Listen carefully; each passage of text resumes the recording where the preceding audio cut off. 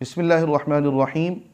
قرآن مجید کا پہلا پارہ جسے الف لام میم سے موسوم کیا جاتا ہے، سورہ فاتحہ اور اس کے بعد سورہ بقرہ کی 141 آیات اور 16 رکوع پر مشتمل ہے۔ سورہ فاتحہ قرآن مجید کی اساس اور ام القرآن، اس کے ساتھ ساتھ شفا کہی گئی ہے، اور اس صورت مبارکہ کے فضائل اور محامد کے اندر یہ بات بطور خاص ہے کہ قرآن مجید کا پورا نچوڑ یا اس کی سمری اور خلاصہ اس صورت مبارکہ کے اندر بیان کر دیا گیا۔ قرآن مجید بنیادی طور پہ 3 مضامین پر مشتمل ہے۔ توحید، اللہ تبارک و تعالیٰ کی اس میں صفات ہیں، قدرتیں، اختیارات ہیں، یہ تذکرہ ملتا ہے۔ پھر نبوت اور اس کے متعلقات کا ذکر ہے، انجام کار کا بیان ہے۔ تو یہ اختصار کے ساتھ اس صورت مبارکہ کے اندر بیان کر دیا گیا۔ ابتدائی جو 4 آیات مبارکہ ہیں وہ اللہ تبارک و تعالیٰ کی توحید پر، اس کے بعد چوتھی اور 5ویں آیت مبارکہ نبوت کی طرف اشارہ کرتی نظر آتی ہیں، جس میں ہم صراط مستقیم کی دعا کرتے ہیں اللہ تبارک و تعالیٰ کی بارگاہ سے۔ بعد ازاں آخری آیت مبارکہ کہ اللہ اپنے غضب والے بندے اور جن کو اللہ نے گمراہ کر دیا ایسے راستے پر ہمیں نہ چلائے، تو یہ معاد کو، انجام کو بیان کر رہی ہے۔ تو گویا یہ ایک پوری کی پوری تلخیص ہے قرآن مجید کی۔ اس کے بعد سورہ بقرہ، بقرہ کہتے ہیں گائے کو۔ اسے سورہ بقرہ کا نام اس لیے دیا گیا، ایک مالدار شخص کو اس کے بھتیجے نے قتل کیا اور اپنے گاؤں سے باہر کسی شخص کے دروازے کے آگے پھینک کے نام اس پر دھر دیا کہ یہ ہے اس کا قاتل۔ اللہ تبارک و تعالیٰ نے اپنے نبی حضرت موسیٰ علیہ السلام کے معجزے سے کرم نوازی فرمائی اور اس بھتیجے یعنی قاتل کا اس گائے کے عضو کو مردہ کے ساتھ لگانے کی وجہ سے علم ہوا۔ انہی دنوں میں بنی اسرائیل کا ایک گروہ تھا جو بعث بعد الموت یعنی موت کے بعد کی جو حیات ہے اس کا انکاری تھا۔ تو اللہ تبارک و تعالیٰ نے گائے کو ذبح کرنے کے بعد جو اس کو زندگی بخشی، تو اس سے یہ بتا دیا کہ وہ مالک ایسا ہے کہ جو مارنے کے بعد پھر زندہ کرنے کے اوپر قادر ہے۔ اور دوسرا یہ کہ ایک بہت بڑا گروہ بنی اسرائیل کا، اس نے بچڑے کو اپنا خدا بنا لیا، تو اس بچڑے کو ذبح کر کے اللہ رب العزت نے یہ ان کے اوپر واضح کر دیا اگر یہ خدا ہوتا تو یہ کوئی ذبح تھوڑی کیا جاتا۔ ابتدائی طور پر 3 قسم کے افراد کا اس صورت مبارکہ میں ذکر کیا گیا ہے۔ پہلے متقین کا، اس کے بعد کافرین کا اور پھر منافقین کا۔ متقین کی 5 صفات ذکر کی ہیں۔ وہ غیب پر ایمان رکھتے ہیں، جنت دوزخ ہم نے دیکھی تو نہیں، اللہ کو، ملائکہ کو ہم نے دیکھا تو نہیں، لیکن ایمان رکھتے ہیں، یہ ہے ایمان بالغیب۔ نماز قائم کرنا، زکوٰۃ ادا کرنا، آخرت پر ایمان اور اللہ کی کتابوں پر ایمان۔ اللہ پاک نے ان لوگوں کو کامیاب گروہ قرار دیا۔ اس کے بعد کافرین کا ذکر ہے۔ یہ وہ لوگ ہیں جن کو اللہ پاک نے آزمایا، مواقع دیے، نبی بھیجے، ان کو ڈرایا گیا۔ اب صورتحال یہ ہے کہ ڈرانا نہ ڈرانا برابر ہے، تو انجام کار کے طور پہ اللہ پاک نے ان کی سماعتوں پر، ان کے دلوں پر مہر لگا دی اور عذاب عظیم کا ان کے متعلق بتا دیا۔ اس کے بعد 13 آیات مبارکہ ہیں جو منافقین کے ذکر کے متعلق ملتی ہیں۔ منافقین فتنہ و فساد کرتے ہیں، سب سے پہلے اللہ نے یہ ذکر فرمایا، اور اہل ایمان کا مذاق اڑاتے ہیں، اللہ تعالیٰ کے احکام کا مذاق اڑاتے ہیں، اور یہ بہت ہی بھیانک ہے۔ فتنہ و فساد کرنے کے باوجود اپنے آپ کو یہ کہتے ہیں ہم تو اصلاح کر رہے ہیں۔ اسی طرح اہل ایمان کے ساتھ یہ دھوکہ کرتے ہیں۔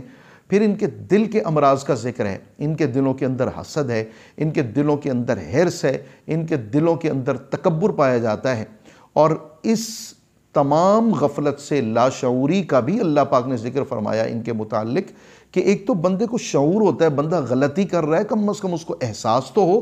ان کو احساس تک نہیں ہے کہ ہم غلطی کر رہے ہیں۔ پھر حضرات انبیاء علیہم السلام کا تذکرہ ہے، حضرت سیدنا آدم علیہ السلام کی تخلیق کا ذکر ہے، جناب سیدنا موسیٰ علیہ السلام کا بہت تفصیل کے ساتھ ذکر ہے، آپ کی قوم کے ساتھ بہت سے واقعات کو یہاں پہ ذکر کیا گیا ہے۔ حضرت ابراہیم علیہ السلام اور حضرت سیدنا اسماعیل علیہ السلام کا ذکر بطور خاص ان انبیاء علیہ السلام کا ذکر ہے۔ سیدنا آدم علیہ السلام کی عظمت اور شان کو بیان کیا گیا، اور ان کے ذریعے سے جو انسانیت کو شرف ملا، انہیں مسجود ملائک ٹھہرایا گیا۔ شیطان نے اللہ کو تو مانا لیکن نبی کو نہیں مانا، دھتکارا گیا۔ ایک تو یہ بات ذہن میں رہے، اللہ کو مان لیا، اللہ کے نبی کو نہیں مانا، تو اللہ کے نزدیک یہ بالکل ایسے جیسے اس کو مانا ہی نہیں۔ اللہ کو مانا، اللہ کی نہیں مانی۔ پھر تکبر شیطان نے کیا، اپنے آپ کو اس نے بڑا سمجھا، اللہ پاک نے اس کو دھتکار دیا۔ حضرت آدم علیہ نبینا وعلیہ السلام کو علم کے ساتھ اللہ پاک نے ایک ممتاز مقام عطا فرمایا جو انہیں فرشتوں سے بھی زیادہ بلند مقام عطا کر گیا۔ اس کے بعد حضرت موسیٰ علیہ نبینا وعلیہ السلام کے تذکرے میں اللہ پاک نے بنی اسرائیل پر جو کیے جانے والے انعامات ہیں ان کا بطور خاص ذکر فرمایا۔ اللہ پاک نے ان میں کثرت سے انبیاء علیہم السلام بھجوائے، یہ بہت بڑا انعام کیا۔ اللہ پاک نے انہیں دنیاوی خوشحالی عطا کی، ایمان کی دولت بخشی۔ فرعون جو ان کے بچوں کو قتل کر دیتا، ان کی خواتین کو اسیر کر لیتا، ان کے مردوں کو ہلاک کر دیتا، اس کے مظالم سے نجات عطا فرمائی۔ موسیٰ علیہ السلام کی قیادت میں انہیں مصر سے رہائی عطا کر دی گئی، اور تعاقب کرنے والا جو فرعون ہے اسے اسی سمندر کے اندر غرق کر دیا جس سمندر سے اللہ پاک نے بنی اسرائیل کو نجات عطا فرمائی۔ صحرا میں پہنچ گئے ہیں، وہاں پہ کھانے پینے کا کوئی انتظام نہیں ہے، رویدگی نہیں ہے، بے آب و گیا صحرا ہے۔ اللہ پاک نے انہیں من و سلوہ عطا فرمائے، اس کے ساتھ ساتھ بادلوں کا سایہ عطا فرمایا جہاں کسی قسم کا کوئی سایہ نہیں تھا۔ پھر ایک پتھر سے مختلف گروہوں کے لیے 12 چشمے اللہ پاک نے جاری فرمائے۔ اللہ رب العزت نے ان کی نافرمانیوں کا بھی تذکرہ فرمایا۔ انہوں نے کفران نعمت کیا، اللہ کی نعمتوں کی قدر نہیں کی، انہوں نے حق کو چھپا لیا، نبی مکرم صلی اللہ علیہ وسلم کی علامات کو، نشانیوں کو انہوں نے چھپایا۔ حضور علیہ السلام کا نام لے کر پہلے اللہ پاک سے فتح طلب کیا کرتے تھے، لیکن جب حضور صلی اللہ علیہ وسلم تشریف فرما ہوئے، ان میں جلوہ گر ہوئے، انہوں نے قطعاً انکار کر دیا آپ صلی اللہ علیہ وسلم کا۔ بچھڑے کو انہوں نے اپنا معبود بنا لیا۔ دشت سینا میں انہوں نے بے صبری کا مظاہرہ کیا، حرص اور طمع کا انہوں نے مظاہرہ کیا۔ اریحہ شہر میں متکبرانہ داخل ہوئے، حالانکہ انہیں عاجزی سے، انکساری سے اپنا سر جھکائے ہوئے داخل ہونے کے متعلق کہا گیا تھا۔ انبیاء علیہ السلام کا ناحق قتل کیا۔ ناحق قتل تو کسی عام آدمی کا کیا جائے تو وہ اللہ رب العزت کو قابل قبول نہیں ہے، چہ جائے کہ حضرات انبیاء علیہ السلام۔ اسی طرح کلام اللہ میں لفظی اور معنوی تحریف کی، شریعت کے بعض حصے کو تو مان لیا، بعض حصے کا انہوں نے انکار کر دیا۔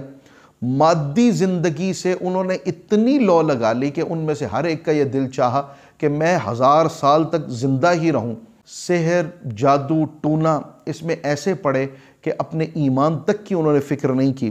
مقرب فرشتے حضرت سیدنا جبرائیل اور سیدنا میکائیل علیہ السلام، ان سے انہوں نے اپنی عداوت اور بیزاری کا اظہار کیا ہے۔ اللہ پاک نے ان کی نافرمانیوں کا یہ تفصیلی ذکر اس پہلے پارے کے اندر کیا ہے۔ حضرت ابراہیم و اسماعیل علیہ السلام کا خصوصی طور پر ذکر ہے۔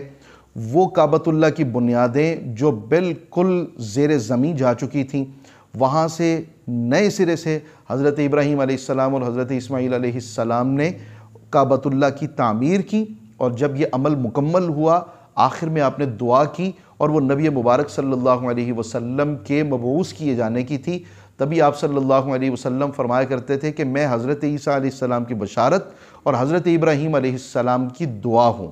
حضرت سیدنا ابراہیم علیہ السلام کی آزمائشوں اور ابتلاؤں کا تذکرہ ہے، اور یہود و نصارہ کا یہ دعویٰ تھا کہ ہم حق پر ہیں۔ اللہ تبارک و تعالیٰ نے حضرات صحابہ کرام رضوان اللہ تعالیٰ علیہ مجمعین کے متعلق یہ بیان فرمایا کہ اے یہود و نصارہ، اگر تمہارا ایمان میرے نبی صلی اللہ علیہ وسلم کے ان غلاموں جیسا ہے تو تم راہ ہدایت پر ہو، ورنہ نہیں۔ اس پارے میں بطور خاص جو احکامات ذکر کیے گئے ہیں ان میں سب سے پہلے اللہ تبارک و تعالیٰ نے اپنی عبادت کا حکم، اور یہ صرف اہل ایمان کو نہیں بلکہ پوری کی پوری انسانیت کو، کہ وہ پہلے ایمان لائیں اور اللہ کی عبادت کریں، اور عبادت میں لگے ہوئے جو افراد ہیں وہ اس پر قائم رہیں اور ثبات اور دوام کے ساتھ اللہ رب العزت کی عبادت میں مشغول رہیں۔ حقیقی خوف اور خشیت اللہ تبارک و تعالیٰ ہی کی دلوں کے اندر رہے، اس کی نعمتوں کی قدردانی کا حکم ہے۔